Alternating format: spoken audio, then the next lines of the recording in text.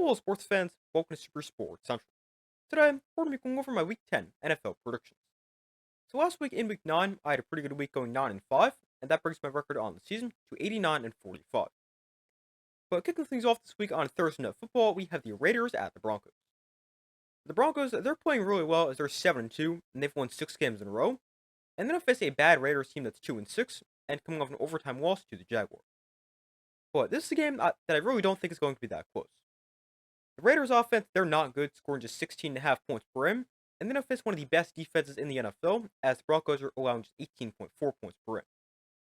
And then on the flip side, the Broncos offense has played well, putting up 25 points per rim, although they haven't been great in the first 3 quarters of games, as in 4 of their last 5 games, they've been held to 10 points or fewer entering the fourth quarter. But I don't really think the Broncos are going to have a ton of trouble scoring this week because they face a bad Raiders defense.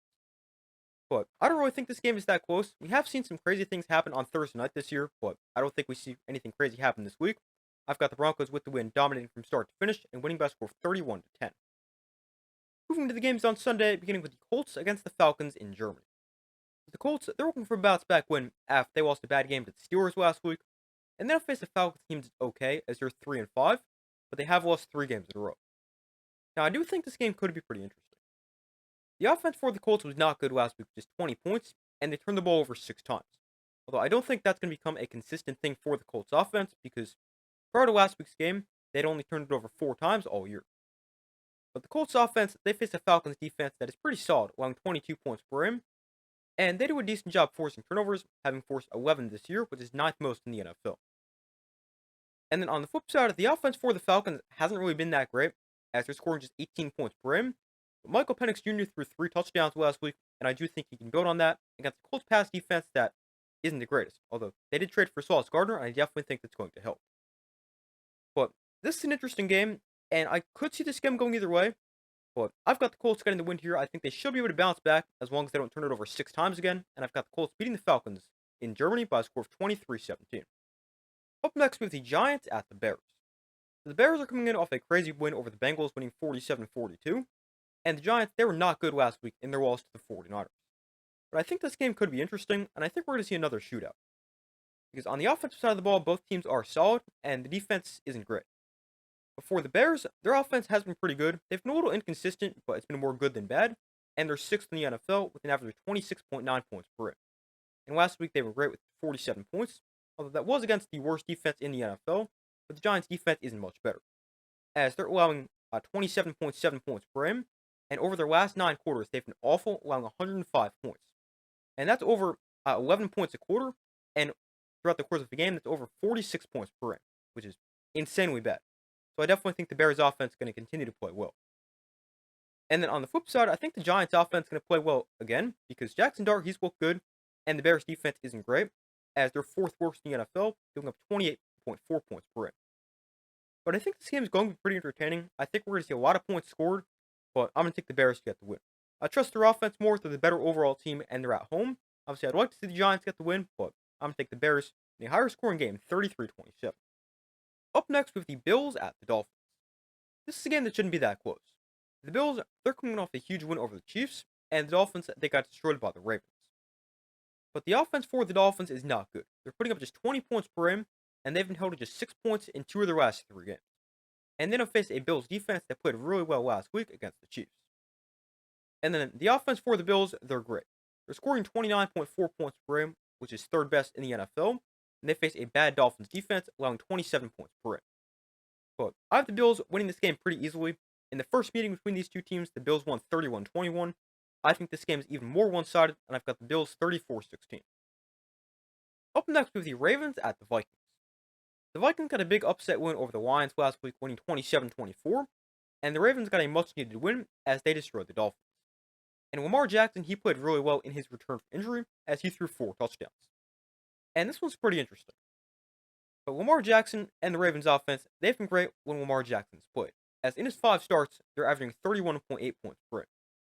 And they face a Vikings defense that hasn't been amazing, as they're allowing 23.3 points per rim, but they were good last week. And then on the flip side, the Vikings offense isn't amazing, as they're scoring just 22.8 points per rim, but they played well last week, and this is the Ravens defense that isn't the greatest, allowing just 27 points per rim, although they have been a lot better as of late, as they allowed just 6 points last week, 16 the week before, and 17 the game before that. So I definitely think the Ravens defense heading in the right direction. But this is a game that I definitely think could go either way, especially because the Vikings are at home. But I'm going to take the Ravens to get the win. They've got the major advantage at the quarterback position with Lamar Jackson over JJ McCarthy. And I've got the Ravens getting a big win and winning by a score of 26-20. Moving on to the Toilet Bowl, and that is the Browns at the Jets. This game is not going to be good, as we have the Browns who are 2-6 against the Jets who are 1-7. It could be interesting because of how bad both teams are, but I don't really think this game is going to be that good.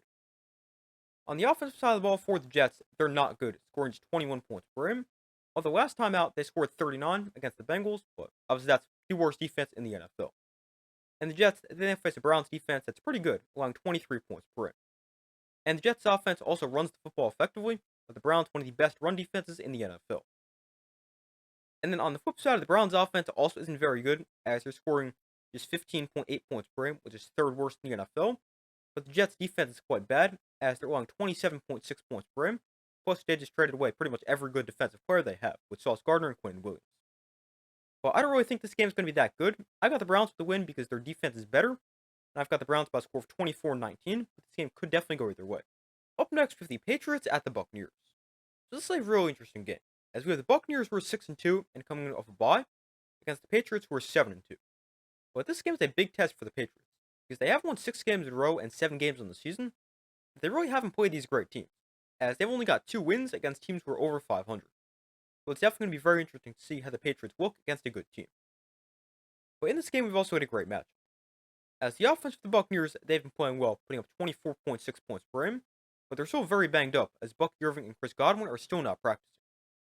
But the Buccaneers offense, they're still scoring points, and then they'll face a good Patriots defense that is top 5 in the NFL, allowing 18.8 points per game. And then on the flip side of the Patriots offense, they've also been great, as they're putting up 26.3 points per game, and Drake May is playing at an MVP level.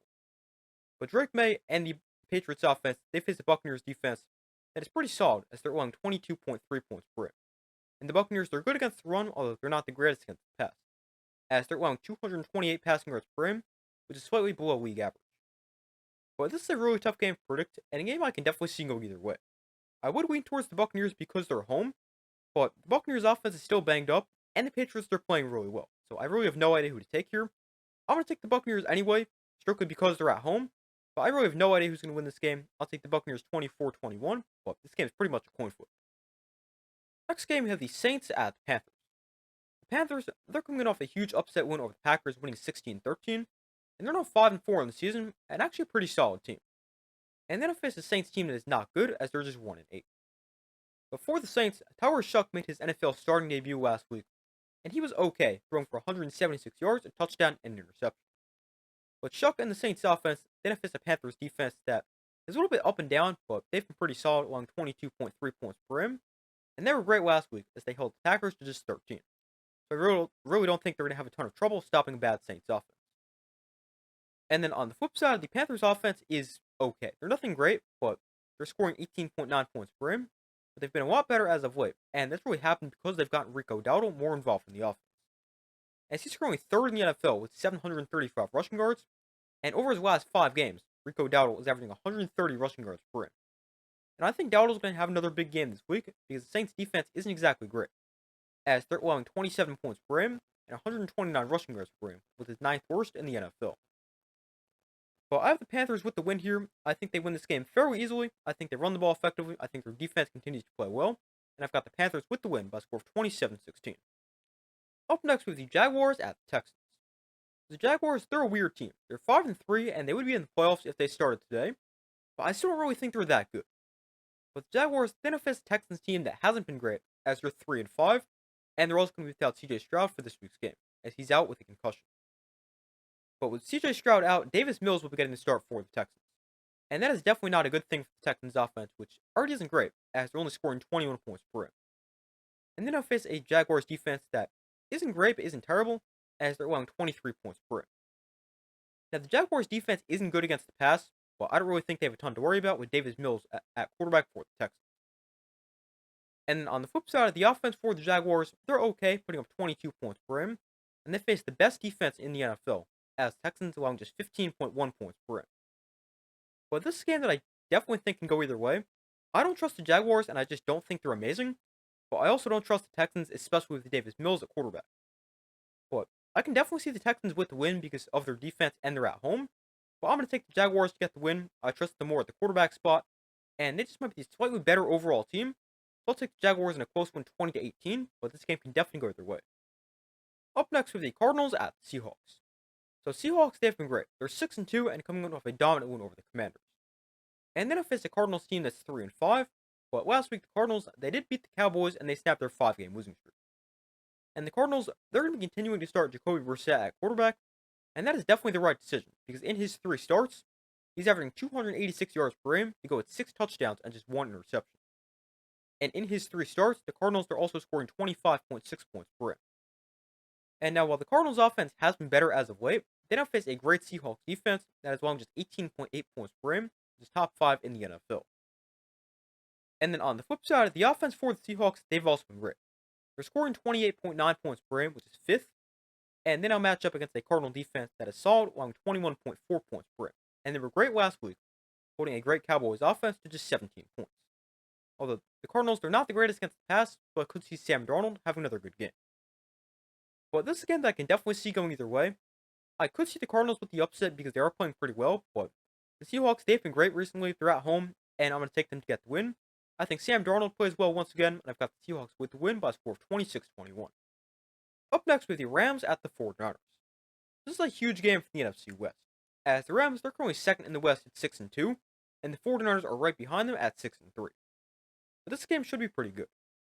The offense for the Rams, they've been playing well, as they're scoring 26.1 points per game, and Matthew Stafford might be the MVP to this point in the season, as he currently leads the NFL in passing yards per game and passing touchdowns, as he's throwing for an average of 268 yards per game and 21 scores. But Stafford and the Rams offense, they face a 49er defense that is pretty good, as they're allowing just 20.9 points per game, and they're decent against the pass, allowing 223 passing yards per game. And then on the other side, the offense for the 49ers, they're pretty good. They're scoring 21.6 points per game, and they also throw the ball well, averaging 255 passing yards per game. Although we don't know who will be getting a start at quarterback this week for the 49ers. If I had to take a guess, I'd say Mac Jones, but they haven't announced a starter yet this week. But the 49ers offense, they face an elite Rams defense that is currently second in the NFL, as they're allowing just 16 points per game. And the Rams, they're also pretty good against the pass, allowing just 203 passing yards per game.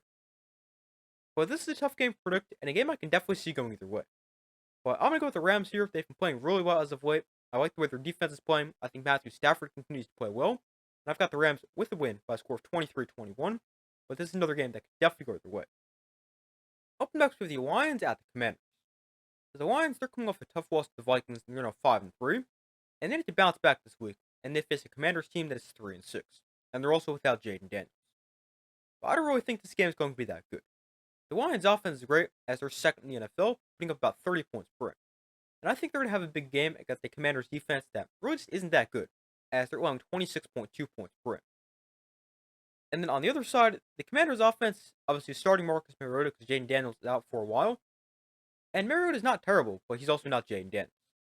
But he started 3 games this year for the Commanders, and in those games, the offense is actually pretty solid, as they're scoring 25 points per game. And then I'll face a Lions defense that is allowing 22 points per game. Well, I've got the Lions with the win here. I think their offense scores a lot because it's a bad defense. And even though I don't think Mariota and this Commanders offense is terrible, they're not going to be able to keep up. And I've got the Lions with the win by a score of 34-23. Up next with the Steelers at the Chargers on Sunday Night Football. And we will have a live watch party for this game starting about 8:15 Eastern Time on Sunday, so I hope to see you guys there. This game should be pretty interesting. The Steelers, they're 5-3 after a big win over the Colts, and the Chargers, they're 6-3 after the win over the Titans. In that win for the Chargers, they lost left tackle Joe Alt for the season, as he's out for the year with an ankle injury. And that is not good for the Chargers, because he is extremely important to this team.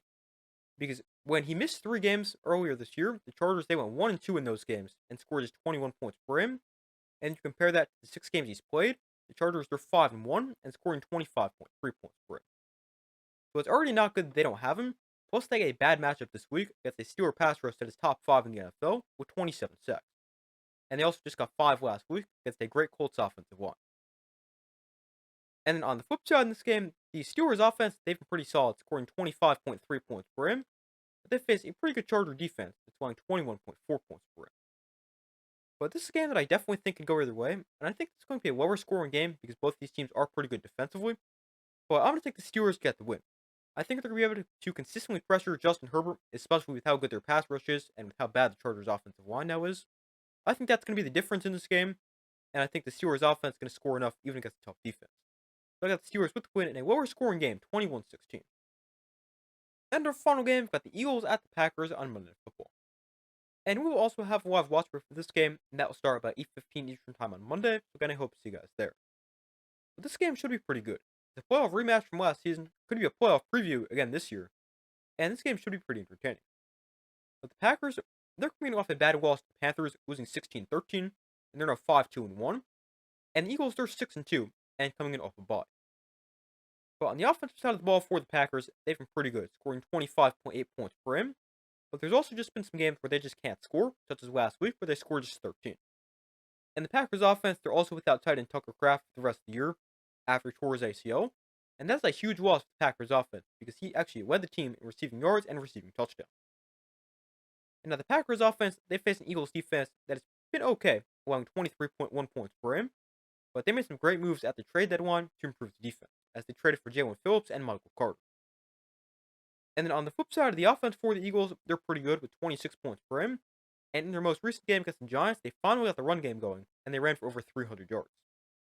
And they now face a Packers defense that is pretty good, especially against the run, allowing just 89 rush yards per game, but they couldn't stop the run last week, as they allowed 163 yards on the ground.